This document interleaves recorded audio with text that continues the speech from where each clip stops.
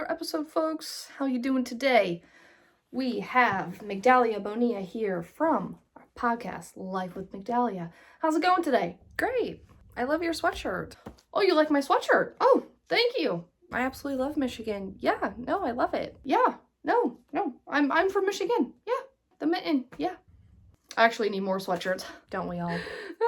But I'm broke, so I get it. Shall we begin? Yes. Fantastic. When did you realize loving them was affecting your own mental health? I constantly want to fix somebody or help somebody whenever they have a problem, and I've really been trying to retrain my brain on not doing that. I am not in their head. I can't help them the way that, a therapist or a psychologist can. So it's really difficult to, see someone struggling and not be able to do anything, but at the same time, you can only do so much, and you have to know where the boundaries lie, or how you can help somebody without burning yourself out. Right.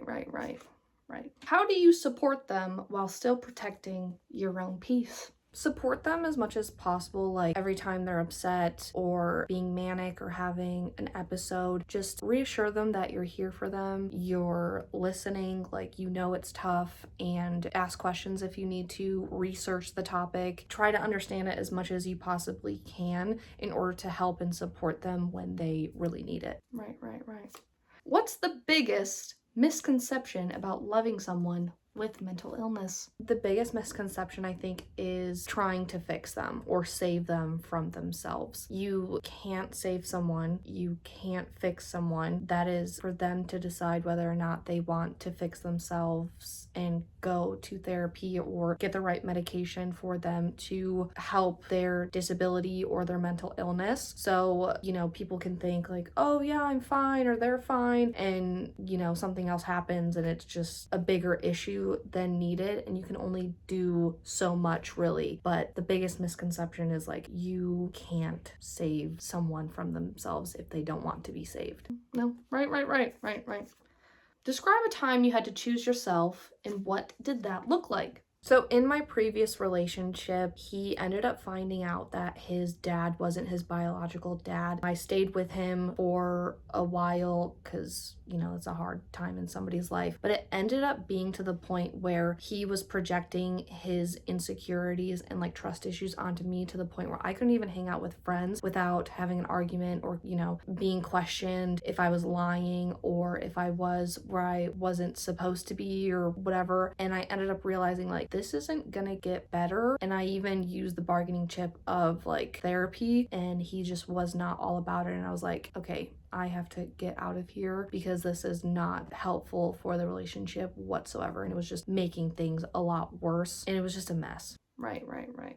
Yeah, you had to do what you had to do. Yeah. How do you communicate on days when their symptoms are heavy?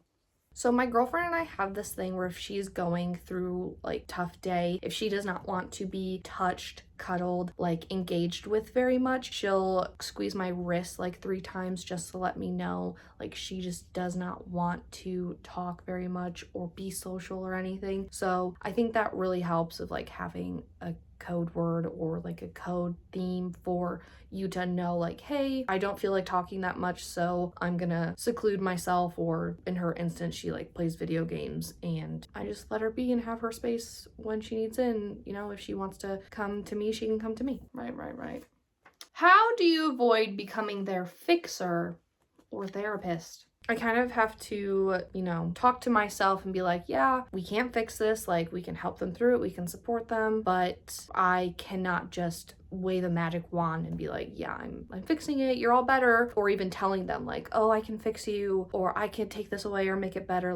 Not really. So I just give myself a little, pep talk and have that self-care that I need to recharge, because it can get exhausting. But you can't fix somebody or their mental illness. You just have to support them. Right.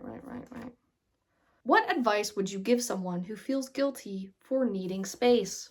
Don't feel guilty whatsoever. It is perfectly fine to take that space and really use that to recharge, because yes, we are social animals, but realistically, like, being around somebody 24/7 can be super exhausting, and it just creates irritation, and everyone needs their space, and that's totally normal and that's totally fine. Just communicate that with someone or your partner and be like, yeah, I need space, and just remind them like you still love them, because a lot of people will take that as like, oh, you don't want to hang out with me, or like you're annoyed by my presence. Like, no, that's not it whatsoever. Just take space for yourself and do what you gotta do, because it could benefit your relationship a lot more. Right.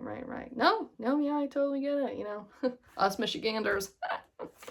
Yeah, I know. Yeah.